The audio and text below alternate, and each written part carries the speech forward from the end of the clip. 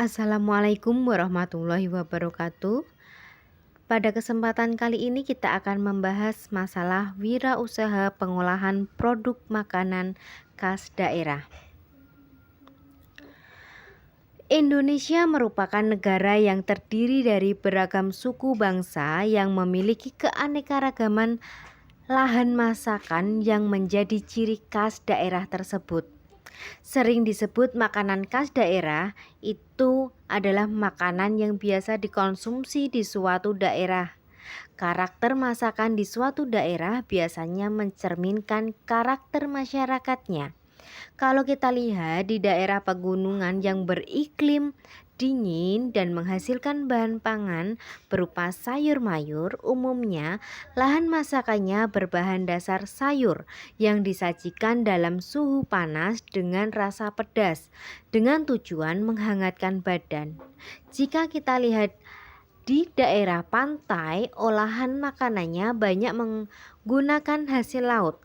Namun, seiring dengan perkembangan zaman, kontak dengan orang dari luar daerah semakin tinggi, sehingga melahirkan banyak masakan campuran yang ikut memperkaya produk makanan khas daerah. Beraneka warna makanan di Indonesia memerlukan bahan baku beraneka pula, baik berasal dari hewani maupun nabati. Bahan pangan nabati itu adalah bahan-bahan makanan yang berasal dari tanaman, bisa berupa akar, batang, dahan, daun, bunga, buah, dan beberapa bagian dari tanaman, bahkan keseluruhannya, atau bahan makanan yang diolah dari bahan dasar tanaman. Sedangkan bahan pangan hewani itu merupakan bahan-bahan makanan yang berasal dari hewan atau olahan yang bahan dasarnya dari hewan. Kedua bahan pangan ini memiliki karakteristik yang berbeda sehingga memerlukan penanganan dan pengolahan yang berbeda pula. Dalam hal ini, yang diuraikan adalah bahan pangan hewani.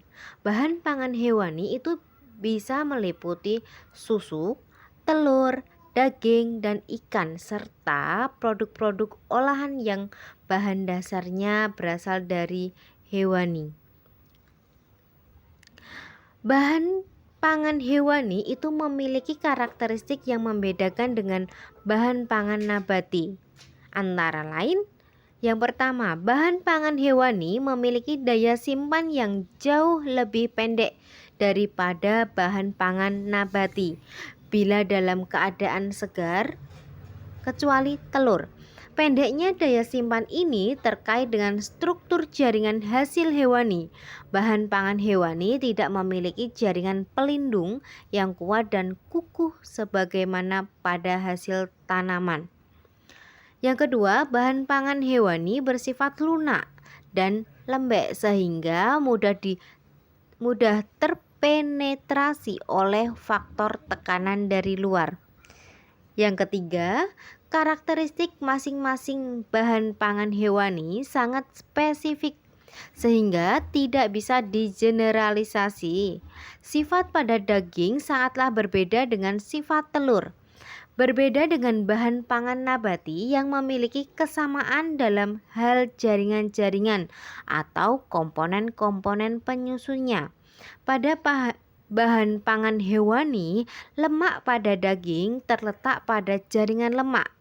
Pada susu terletak pada globulin lemak. Dan pada telur terdapat kuning telur. Keempat, bahan pangan hewani pada umumnya merupakan sumber protein dan lemak. Sedangkan bahan pangan nabati merupakan sumber karbohidrat, protein, vitamin, mineral, lemak.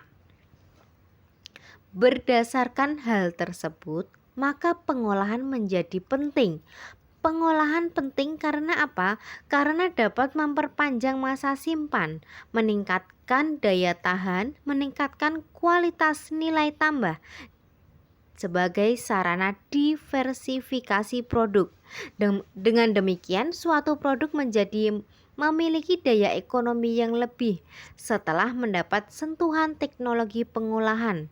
Selama ini kita hanya mengenal produk hewani berupa daging, susu, dan telur. Kita perlu lebih tahu yang termasuk produk pangan hewani itu apa saja.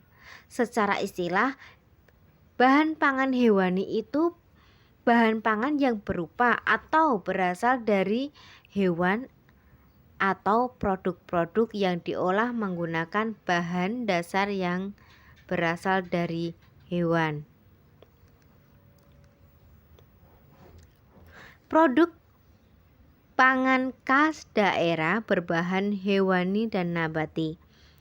Pangan khas daerah adalah makanan atau minuman yang diproduksi di suatu daerah yang merupakan identitas daerah tersebut dan menjadi pembeda dengan daerah lainnya. Berbagai pangan khas daerah di Indonesia menjadi ciri khas daerah tersebut. Wirausaha di bidang pangan khas daerah sendiri dapat menjadi pilihan yang sangat tepat karena kita lebih banyak mengenal produk pangan khas daerah kita daripada daerah lainnya. Keanekaragaman makanan khas daerah di Indonesia merupakan kekayaan yang masih terpendam dan potensial menjadi bidang usaha.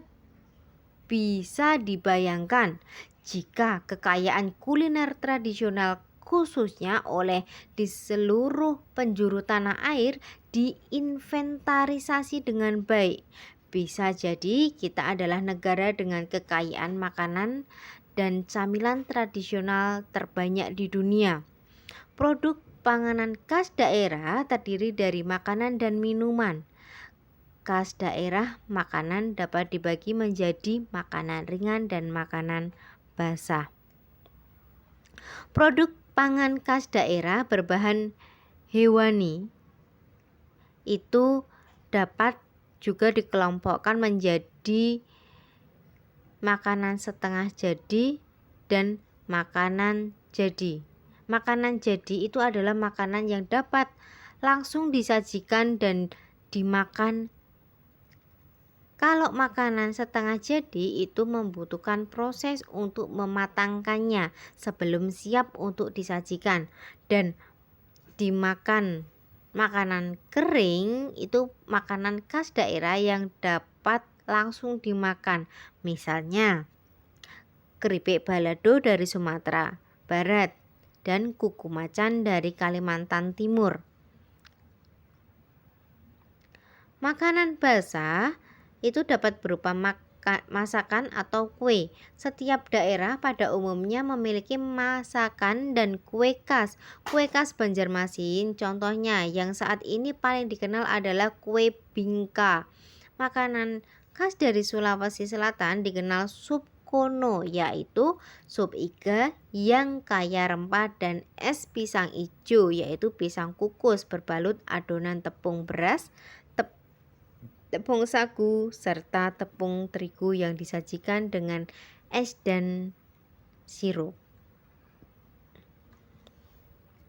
Berikut itu adalah produk pangan khas daerah berbahan hewani. Itu ada telur asin.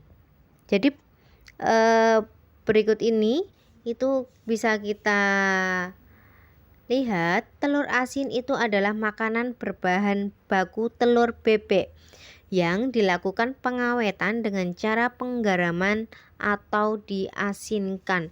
Penambahan garam bertujuan mengawetkan produk dan memberi cita rasa khas pada telurnya.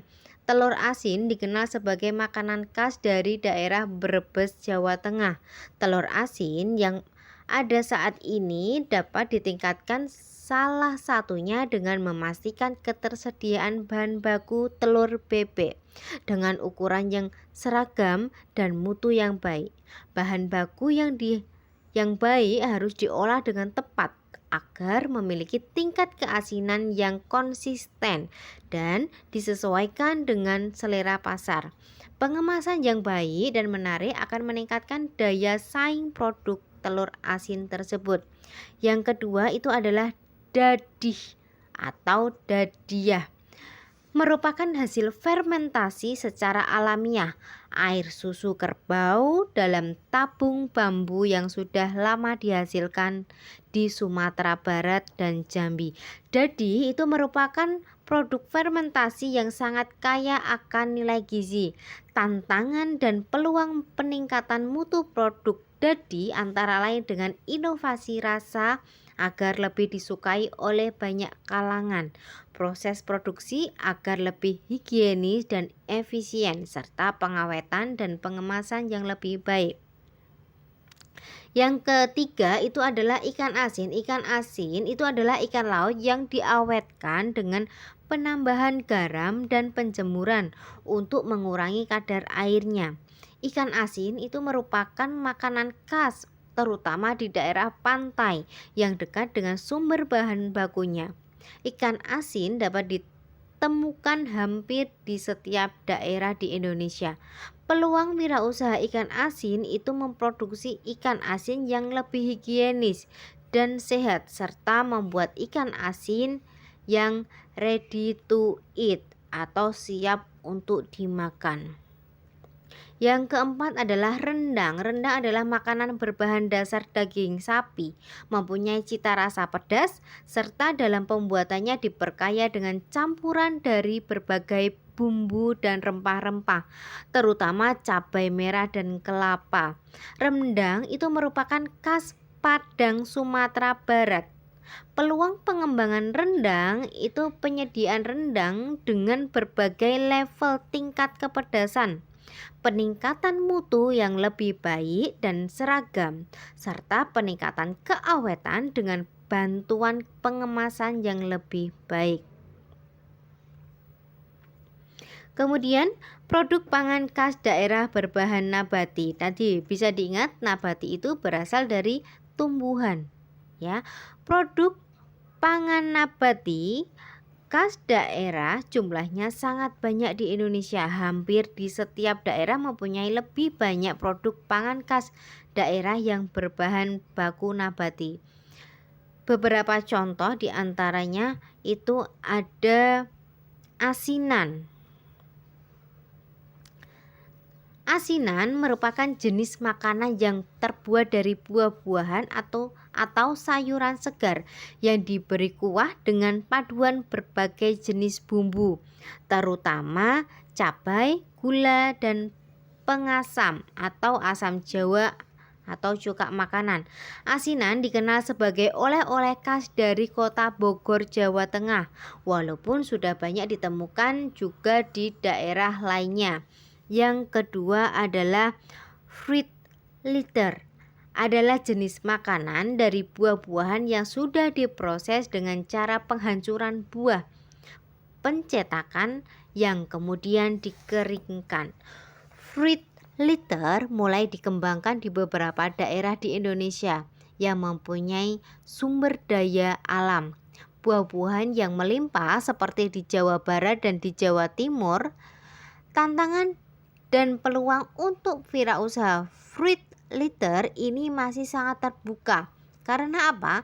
Pesaingnya masih sedikit, bahan bakunya melimpah, dan pasar cukup besar. Inovasi produk dan kemasan masih sangat terbuka lebar untuk dikembangkan. Yang ketiga adalah keripik buah. Keripik buah itu salah satu makanan yang berasal dari buah-buahan yang diproduksi menggunakan teknologi vakum frying teknologi. Ini digunakan karena buah mengandung kadar air yang tinggi. Keripik buah banyak dikembangkan di berbagai daerah, utamanya di Malang, Jawa Timur. Tantangan dan peluangnya sangat menarik karena apa? Karena produk ini relatif sangat disukai oleh banyak kalangan. Peningkatan mutu produk serta inovasi produk dan kemasan produk dilakukan untuk dapat memasuki bisnis ini. Mochi itu adalah makanan yang terbuat dari ketan yang ditumbuk sehingga lembut dan lengket, kemudian dibentuk sesuai selera makanan. Di Indonesia banyak ditemukan daerah Sukabumi, Jawa Barat dengan bentuk dan kemasan yang saat ini sudah cukup membaik. Nah, di dalam wirausaha mochi terdapat tantangannya, yaitu stabilitas mutu, terutama keawetan. Peluang wirausaha mochi adalah pengembangan variasi bentuk, rasa, dan isi serta kemasannya. Selanjutnya, pengolahan makanan berbahan nabati dan hewani. Pengolahan makanan merupakan metode untuk mengubah bahan mentah menjadi makanan yang layak untuk dikonsumsi oleh manusia. Banyak langkah dan cara yang bisa dilakukan dalam pengolahan makanan sesuai jenis bahan atau makanan yang ingin dibuat. Berikut macam-macam pengolahan makanan adalah sebagai berikut: memotong dan mengupas, kemudian pemerasan, misalnya membuat jus buah.